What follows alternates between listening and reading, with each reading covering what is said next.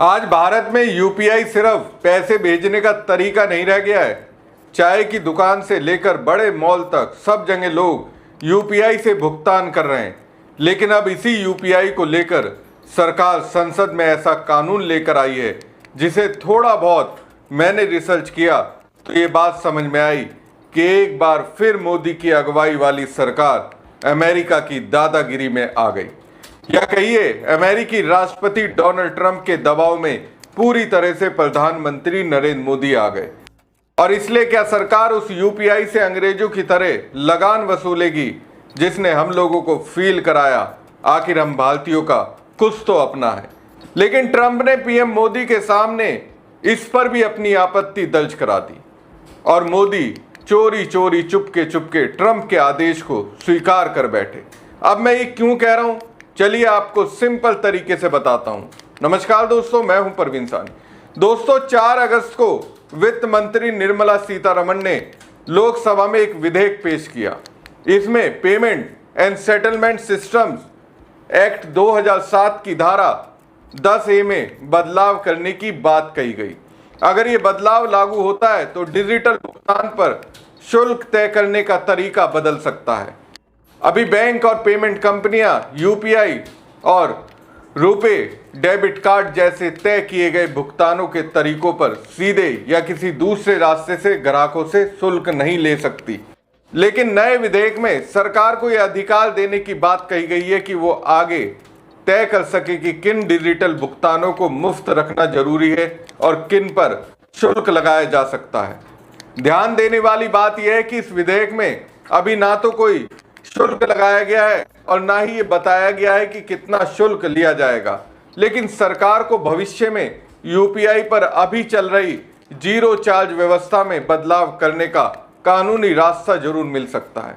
सरकार के सामने शुल्क लगाने के 2 तरीके हो सकते हैं।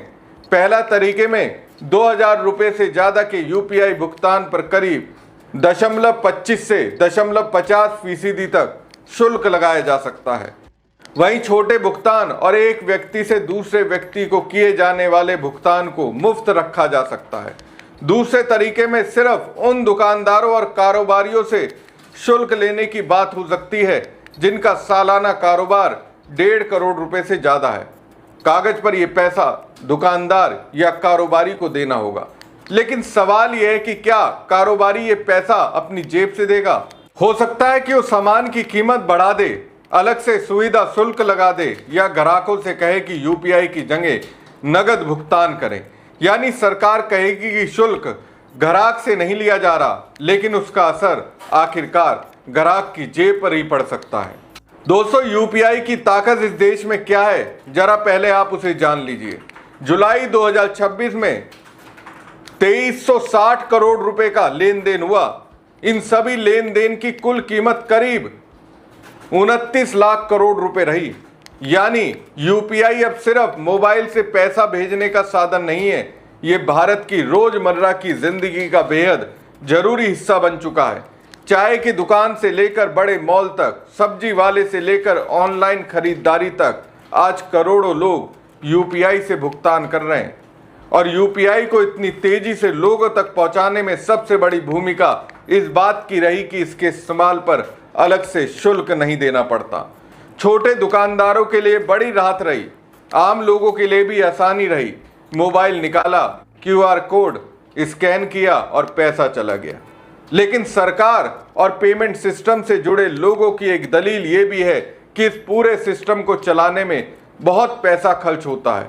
बैंक, एमपीसीआई और पेमेंट कंपनियों को साइबर हमलों से बचाने, धोखाधड़ी रोकने, बड़े सर्वर चलाने, पैसे से जुड़े विवाद सुलझाने और पूरे सिस्टम को लगातार बड़ा करने पर पैसा खर्च करना पड़ता है। अब दोस्तों, ये कुछ अलग ही तरीके का तर्क सरकार की ओर से दिया जा रहा है। हजारों करोड़ का शुद्ध भारतीय व्यापार बहाने 2 कौड़ी के लेवल के, ऐसा है तो फिर सब कुछ खत्म कर देना चाहिए। हर चीज को जारी रखने के अपने फायदे होते हैं और जोखिम भी। सरकार का काम ही यही होता है, जोखिम से बचाना। अब मैं आपको बताता हूं दरअसल ये फैसला किसके दबाव में लिया गया। फैसला ट्रंप के दबाव में लिया गया। अमेरिका का एक ही मकसद है कि उसका डॉलर हमेशा चमकता रहे और दूसरा उसके सामने उठ ना पाए।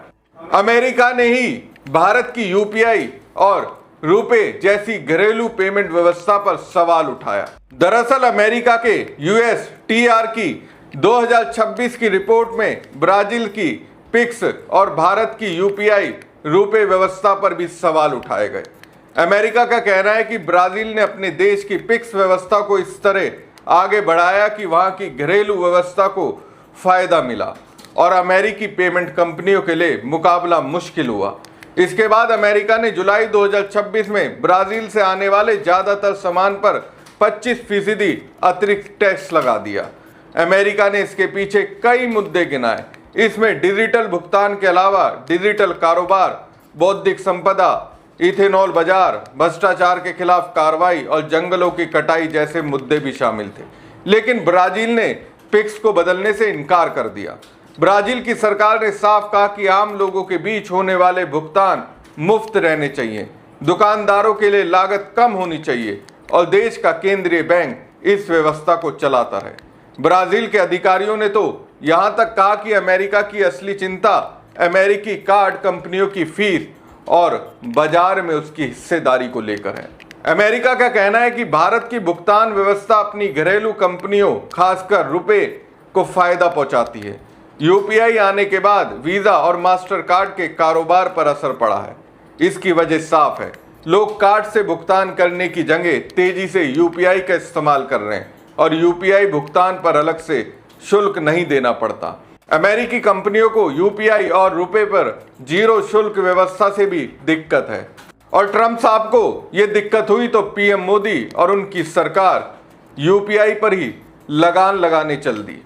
उन्हें इस बात पर भी आपत्ति है कि सरकार रुपए को बढ़ावा देती है और यूपीआई के जरिए क्रेडिट कार्ड से भुगतान की सुविधा सबसे पहले रुपए को मिली। इसका सीधा फायदा रुपए को मिला और अमेरिकी कार्ड कंपनियों की शुल्क से होने वाली कमाई पर असर पड़ा। दोस्तों, सवाल सिर्फ यूपीआई पर शुल्क लगाने का नहीं है। सवाल यह है कि भारत का डिजिटल पेमेंट सिस्टम विदेशी कंपनियों के लिए कितना पैसा पैदा करता है। वीजा और मास्टर कार्ड जैसे कार्ड नेटवर्क के कारोबार का बड़ा हिस्सा शुल्क से चलता है। बैंक, पेमेंट कंपनियां और कार्ड नेटवर्क दुकानदारों और कारोबारियों से होने वाले भुगतान पर पैसा कमाते हैं। लेकिन यूपीआई की व्यवस्था अलग है। ये बड़े पैमाने पर उपलब्ध है, अलग अलग बैंकों और ऐप्स को आपस में जोड़ती है और अभी इसमें MDR यानी दुकानदार से लिए जाने वाला शुल्क नहीं है। इससे विदेशी कार्ड कंपनियों के लिए कमाई का एक बड़ा रास्ता सीमित हो जाता है। ऊपर से रुपए भारत का अपना कार्ड नेटवर्क है, यानी भारत के पास अब अपना कार्ड नेटवर्क भी है और यूपीआई जैसा अपना डिजिटल भुगतान सिस्टम भी।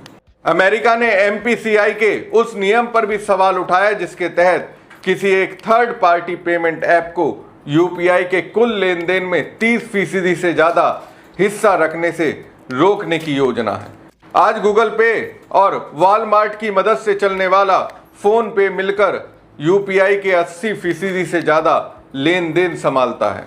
दोस्तों, अमेरिकी कंपनी को भारत के डेटा से जुड़े नियमों पर भी आपत्ति है। भारत में नियम है कि पेमेंट से जुड़ा जरूरी डेटा देश के अंदर ही रखा जाए। अमेरिकी कंपनियां इसका विरोध करती रही। असल लड़ाई दोस्तों बाजार में हिस्सेदारी, पेमेंट के डेटा पर नियंत्रण, रुपए की मजबूत स्थिति और शुल्क से होने वाली कमाई को लेकर है। अब सवाल यह है कि क्या भारत को सिर्फ अमेरिकी कंपनियों की कमाई बचाने के लिए यूपीआई पर शुल्क लगाना चाहिए? इसका जवाब होना चाहिए नहीं। लेकिन मोदी की अगुवाई वाली सरकार तो यही कर रही है।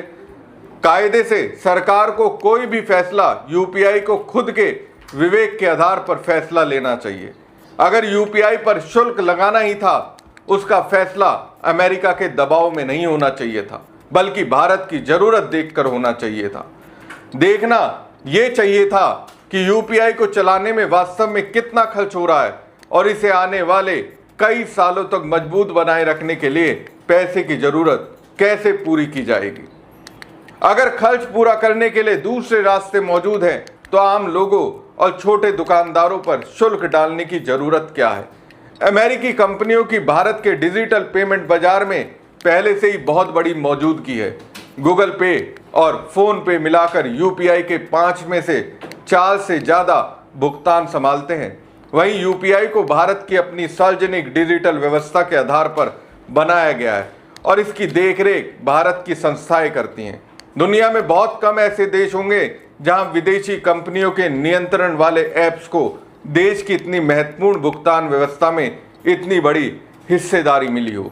इसलिए एनपीसीआई की 30% वाली सीमा को सिर्फ अमेरिकी कंपनियों के खिलाफ कदम बताना ठीक नहीं होगा।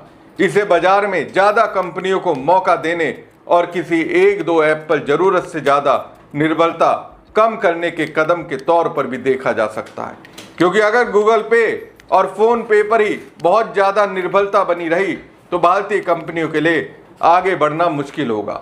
और अगर कल इसमें से किसी बड़े ऐप में तकनीकी या कारोबारी समस्या आती है तो उसका असर पूरे यूपीआई सिस्टम पर पड़ सकता है। इसी तरह पेमेंट डेटा को भारत में रखने का नियम भी जरूरी है। भुगतान का डेटा सिर्फ पैसा भेजने की जानकारी नहीं, इसमें लोगों और कारोबार से जुड़ी बेहद महत्वपूर्ण जानकारी होती है। अगर ये डाटा भारत में रहता है तो भारतीय एजेंसियों के लिए धोखाधड़ी की जांच करना, साइबर अपराध रोकना और सुरक्षा से जुड़े मामलों में कार्रवाई करना आसान रहता है। रुपए को लेकर भी भारत को अपना फैसला खुद करना चाहिए। दोस्तों, अब जबकि मैं समझ रहा हूं, आप में से ज्यादातर समझ रहे होंगे, तो क्या सरकार नहीं समझ रही? क्या मोदी के सलाहकार उन्हें नहीं समझा रहे होंगे? फिर वो इस फैसले पर क्यों पहुंच गए 2000 से ज्यादा के लेन देन पर शुल्क लगेगा? दोस्तों, मुझे लगता है सरकार का ये फैसला हमारे देश के यूपीआई की रीढ़ तोड़ने का काम करेगा। मास्टर कार्ड, वीजा का दबदबा वापस लाने में मदद करेगा। मोदी जी को ये समझना चाहिए कि विदेशी कंपनियों को बढ़ावा देना उनका काम नहीं है। दूसरी बात, मोदी जी अपनी बात को ही चुटला रहे हैं, क्योंकि वो कहते हैं मेक इन इंडिया को बढ़ावा देना उनका लक्ष्य है, और जब वो ऐसा कहते हैं तो फिर ये क्या है? कहीं ना कहीं लगता है पीएम मोदी और उनकी पूरी सरकार अमेरिका के दबाव में है। आपको क्या लगता है? कमेंट बॉक्स में कमेंट करके जरूर बताएं। साथ ही पेज को लाइक और खबर को ज़्यादा से ज़्यादा शेयर कीजिएगा। धन्यवाद।